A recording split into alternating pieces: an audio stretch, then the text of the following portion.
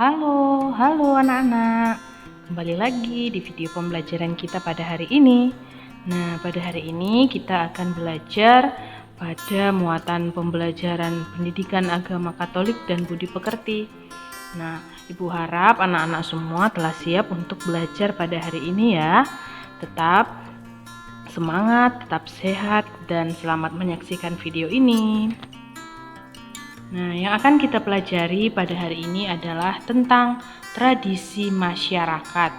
Ya, mari kita saat ini mengenal apa itu tradisi dan jenis-jenisnya ya. Coba perhatikan video ini dengan baik.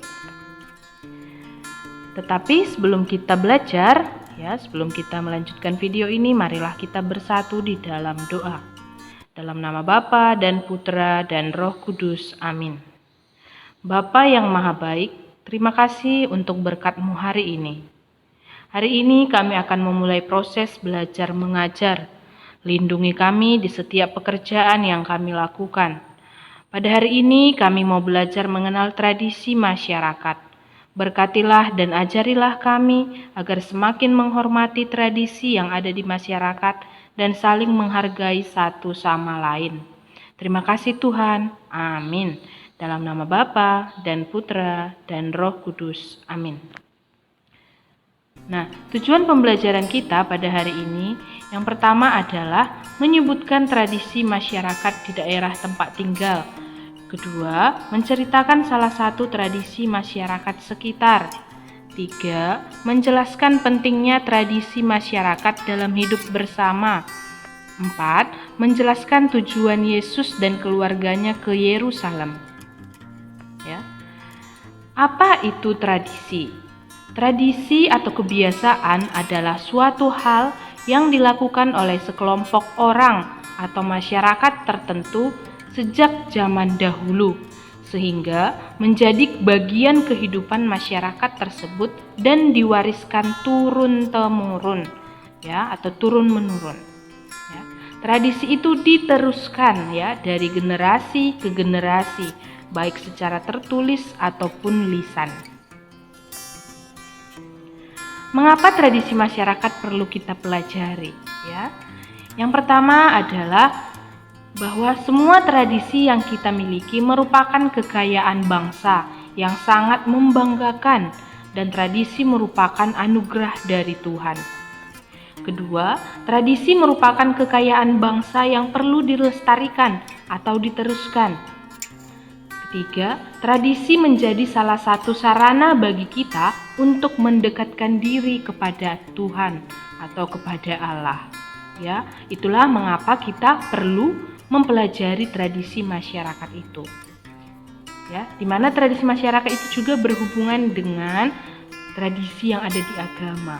Ya, nah ini adalah contoh tradisi masyarakat di daerah tempat tinggal kita ya. Kita tinggal di daerah Provinsi Jawa Tengah ya. Tradisi masyarakat itu dapat dilihat dari segi tarian daerah, dari segi upacara adat, ataupun dari segi rumah adatnya ya. Nah, akan kita bahas adalah dari segi upacara adatnya dulu. Oke. Nah, yang pertama ya, ini adalah tradisi upacara adat di Jawa ya, yaitu tradisi siraman ya. Tradisi siraman merupakan prosesi dari rangkaian pada pernikahan adat Jawa. Siraman selalu dilakukan sebelum mengawali proses perhiasan pengantin. Dalam upacara ini terdapat banyak makna serta simbolis yang berisikan makna kehidupan bagi pasangan pengantin ya. Itu adalah tradisi dari Jawa ya. Kita pelajari tradisi dari masyarakat yang lain ya, seperti masyarakat Bali, yaitu ada yang dikatakan dengan tradisi ngaben.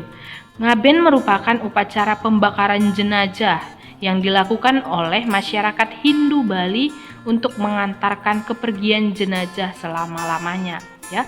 Upacara ini dimaksudkan sebagai prosesi penyucian roh anggota keluarga yang telah meninggal sehingga dapat menuju tempat alam selanjutnya dengan kondisi bersih. Ya. Nah, tadi Ibu katakan bahwa selain di dalam masyarakat, tradisi itu juga terdapat di dalam gereja ya, yaitu pada gereja Katolik atau agama Katolik yang sudah dilakukan sejak awal berdirinya gereja. Salah satunya yaitu contoh tradisi dalam gereja Katolik yaitu membuat tanda salib sebagai tanda mengawali dan menutup sebuah doa, atau sering kita sebut tanda kemenangan Kristus ya. Contoh tradisi lainnya yaitu berlutut saat mau duduk di dalam bangku gereja, mengambil air sebelum masuk ke gereja ya. Contoh gambarnya bisa anak-anak lihat pada video ini ya. Ini adalah contoh-contoh tradisi yang ada di gereja Katolik ya. Setiap agama memiliki tradisi yang berbeda-beda. Terdapat 6 agama yang diakui di Indonesia, yaitu agama Islam, Katolik, Kristen, Buddha, Hindu, dan Konghucu. Walaupun berbeda-beda keyakinan dan tradisi, kita harus tetap satu seperti semboyan negara Indonesia, yaitu Bhinneka Tunggal Ika. Sebagai murid Yesus, kita diajarkan untuk saling memperhatikan, mengasihi, dan menjaga agar hidup bahagia dan sejahtera. Nah, Yesus sendiri juga sejak kecil ya sudah dididik oleh orang tuanya dalam tradisi atau kebiasaan agama Yahudi. Pada umur 12 tahun, Yesus diajak oleh Yusuf dan Maria untuk merayakan hari Paskah di Yerusalem. Salah satu tradisi agama Yahudi yaitu merayakan Paskah tiap-tiap tahun, di mana Paskah Yahudi memperingati ungkapan syukur pembebasan bangsa Israel dari perbudakan Mesir. Nah, video pembelajaran kita hari ini juga akan kita hubungkan dengan menggali pengamalan kitab suci ya pada Lukas 2 ayat 21 sampai dengan 40, yaitu tentang Yesus disunat dan diserahkan kepada Tuhan. Mari saksikan video berikut ini. Lukas 2 ayat 21 sampai 40. Dan ketika genap 8 hari dan ia harus disunatkan, ia diberi nama Yesus, yaitu nama yang disebut oleh malaikat sebelum ia dikandung ibunya. Dan ketika genap waktu pentahiran menurut hukum Taurat Musa, mereka membawa dia ke Yerusalem untuk menyerahkannya kepada Tuhan. Seperti ada tertulis dalam hukum Tuhan, semua anak laki-laki sulung harus dikuduskan bagi Allah. Dan untuk mempersembahkan korban menurut apa yang difirmankan dalam hukum Tuhan, yaitu sepasang burung tekukur atau 2 ekor anak burung merpati. Adalah di Yerusalem seorang bernama Simeon.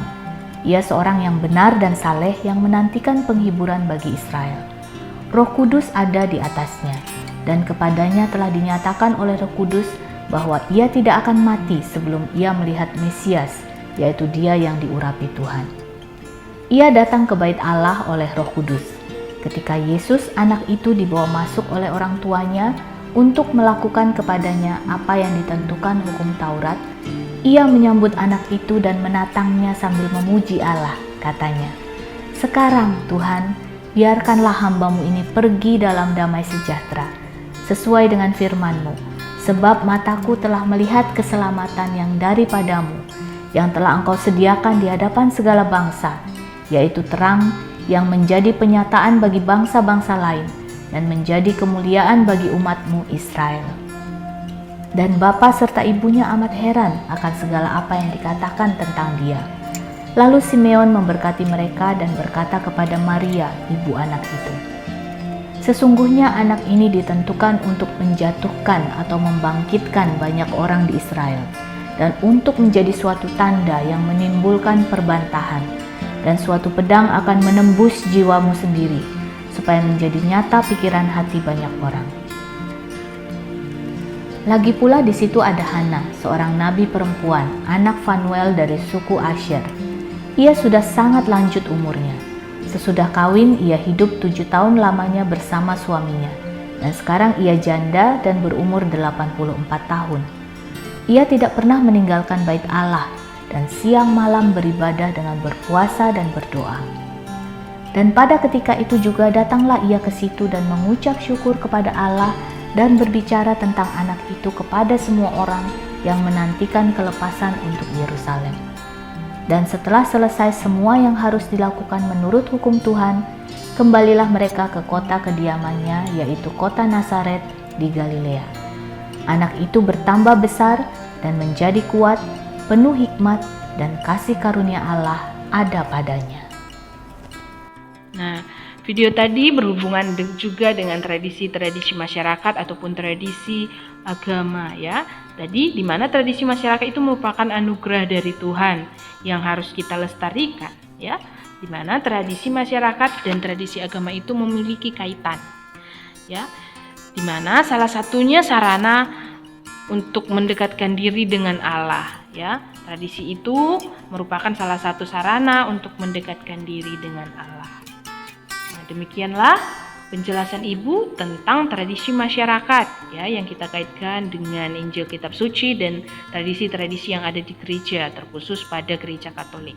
Nah, sebelum kita menutup pembelajaran kita hari ini, marilah kembali kita berdoa ya. Dalam nama Bapa dan Putra dan Roh Kudus. Amin. Bapa yang baik, terima kasih atas bimbingan-Mu sehingga kami dapat memahami arti tradisi yang ada di masyarakat kami. Melalui pembelajaran ini, kami juga semakin mengenal Engkau.